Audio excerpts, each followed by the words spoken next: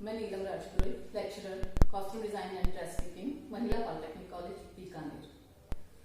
आज हम CTDM की फाइनल ईयर के सब्जेक्ट अप्लाइड क्राफ्ट में टाई एंड डाई टेक्निक्स के बारे में बात करेंगे। टाई एंड डाई से हमारे दिमाग में आता है बांधनी। टाई एंड डाई, बांधना और उसकी रंगाई करना। टाई एंड डाई एक बहुत ही प्राचीन टेक्निक है जो कि फैब्रिक में जिस जगह को हमें डाई नहीं करना है उसको बांधकर और डाई करने की प्रक्रिया है। इसमें बहुत ही वाइब्रेंट कलर्स का उपयोग किया जाता है। खिले हुए रंग इसमें अधिकतर होते हैं। 6वीं-7वीं शताब्दी से भी यह चीन, जापान, इंडोनेशिया आदि में बहुत ही लोकप्रिय रही है और भारत में सब हम इसको बांधनी के नाम से जानते हैं। जापान में इसको शिबोरी कहा जाता है। भारत में बूंदी या बिंदिया की टेक्निक और दूसरी टेक्निक है लहरिया ज्यादा प्रयोग में ली जाती है। इसके लिए कपड़े का चयन करते समय हमें यह ध्यान रखना है कि सूती कपड़ा हम लें और या रेशमी है, प्योर फैब्रिक हो, उसमें कोई ब्लेंड नहीं हो। पॉलिस्टर अगर 5% भी है तो वो डाई का इफेक्ट अच्छा नहीं आएगा, एक साल टाइम नहीं हो पाएगी।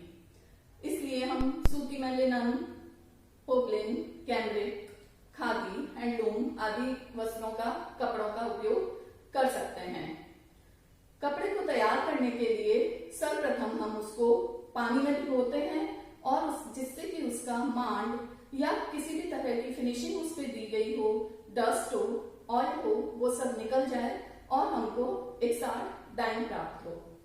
मोटे कपड़े के लिए हमें मोटा धागा यूज करना होगा और गोल डिजाइन लें तो बेहतर होगा, जिससे कि मोटे धागे से मोटे कपड़े को बांधने पे हमें 2 जगह बांधे हुए बीच में काफी स्पेस मिलेगा और हमारी डिजाइन अच्छे से निकल के सामने आएगी।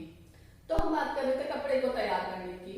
हमने उसको भिगोया और तैयार किया सुखा के, और जब हमें जो डिजाइन जिस टेक्निक से बनानी है उसको हम उस कपड़े पे बांध के उतार देंगे। कपड़े को डाई करने के लिए हल्के से गहरे रंगों की तरफ जाते हैं या फिर हमें बेसिक जो कलर है उसका वही रखना है तो उस हिस्से को बांध देंगे। कपड़े का कलर भी पक्का होना चाहिए जिससे कि वो ब्लीड ना कर जाए। अब हम इस प्रक्रिया के टाई एंड डाई के 3 मुख्य चरण हैं। पहला है फोल्डिंग, दूसरा है आइसोलेशन और तीसरा चरण है डाइंग। फोल्डिंग के अंतर्गत हम कपड़े को विभिन्न तरीकों से फोल्ड करके, विभिन्न तकनीक से फोल्ड करके डिजाइन क्रिएट कर सकते हैं। जैसे यदि हमें धारीदार पैटर्न की आवश्यकता है या हम धारीदार पैटर्न अपने फैब्रिक पे चाहते हैं तो कपड़े को लंबवत, क्षैतिज या फिर तिरछे रूप में फोल्ड करके उसे टाई करके और फिर रंग देंगे तो हमें धारीदार पैटर्न प्राप्त होगा।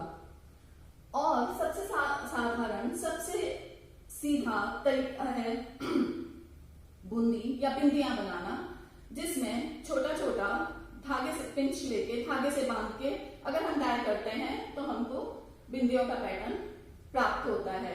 इसके लिए हम विभिन्न ऑब्जेक्ट्स भी कपड़े में बांध सकते हैं, जैसे मोती, बटन, कंचे, बीज इत्यादि। इनको बांधने के लिए हम रबर बैंड का भी उपयोग कर सकते हैं। अगर हमें बड़ी जगह बिना रंगे रखनी है तो हम प्लास्टिक शीट, थैली इनका भी उपयोग करते हैं। आजकल टाइम के लिए जब हम फोल्ड कर रहे हैं तो टाइम के लिए जिप टाई भी आते हैं, उनका उपयोग भी हम इस टेक्निक में कर सकते हैं। उसके बाद आता है आइसोलेशन। आइसोलेशन यानी कि अलग करना। कपड़े में जिस भाग को हमें बिना रंगे रखना है या फिर बेस कलर में रखना है या फिर हल्के कलर में रखना है, क्योंकि इसके अंदर सबसे पहले हल्के रंगों में डाइंग की जाती है और उसके बाद में क्रमानुसार हम गहरे रंगों की तरफ बढ़ते हैं। तो जब हमें हल्के रंग में या बिना रंगे रखना है तो हम उसको धागे से बांध के उस जगह को आइसोलेट कर देते हैं और वहां पे रंग नहीं आता। फिर आता है आइसोलेशन, हो गया, फोल्डिंग करके हमने बांध दिया। फिर आती है डाइंग का प्रोसेस। डाइंग के प्रोसेस में हम फैब्रिक रिएक्टिव जो डाइज होती हैं उनका उपयोग करते हैं, और जैसा कि हम पहले बात कर चुके हैं कि किस तरह से डाई अच्छा इफेक्ट दे, हमें फैब्रिक को कैसे तैयार करना चाहिए। इस डाइंग से पूर्व हम फैब्रिक को सोडा ऐश में भिगो सकते हैं, या फिर हम सोडा ऐश की जगह कॉमन सॉल्ट का भी उपयोग कर सकते हैं। सोडा ऐश और कॉमन सॉल्ट फैब्रिक में डाई के पीएच को चेंज कर देते हैं, जिससे कि डाई एकसार आती है और हम चाहे गए पैटर्न, चाहे गए कलर को प्राप्त कर सकते हैं और उसमें ब्राइटनेस होती है। तो डाई के लिए बहुत ही कम उपकरणों की हमको टाइल डाई में आवश्यकता होती है। तो इसके लिए हमें एक टब, कुछ बॉल्स, चम्मच, स्टोव, एप्रन और ग्लव्स, इनकी आवश्यकता रहती है, और इनके उपयोग के द्वारा हम बांधे गए फैब्रिक को डाई करके अपना मनचाहा इफेक्ट पा सकते हैं। यूं तो टाई एंड डाई में हम अपनी क्रिएटिविटी से कई प्रकार के इफेक्ट उत्पन्न कर सकते हैं, पर इसके जो कुछ बेसिक डिजाइन है जो कि ब्राइट कलर्स में होते हैं, लाल, पीला, हरा, तो इन कलर्स का उपयोग इसमें ज्यादा किया जाता है। तो उसके लिए कुछ बेसिक इसके डिजाइन है जिनके बारे में मैं आपको थ्योरेटिकली कुछ बताती हूँ। इसमें आते हैं knotted, pick and tie, umbrella fold method, 3 circle, basic circle, square, ball method, tacking and dyeing, tying with cord, bleach tie and dye, squeezing the cloth between sticks, tie and dye with colored cord, 4 corner design, floral design, stripes and object bound in cloth। इन सब को हम next class में मैं आपको practical के साथ बताऊंगी। Thank you.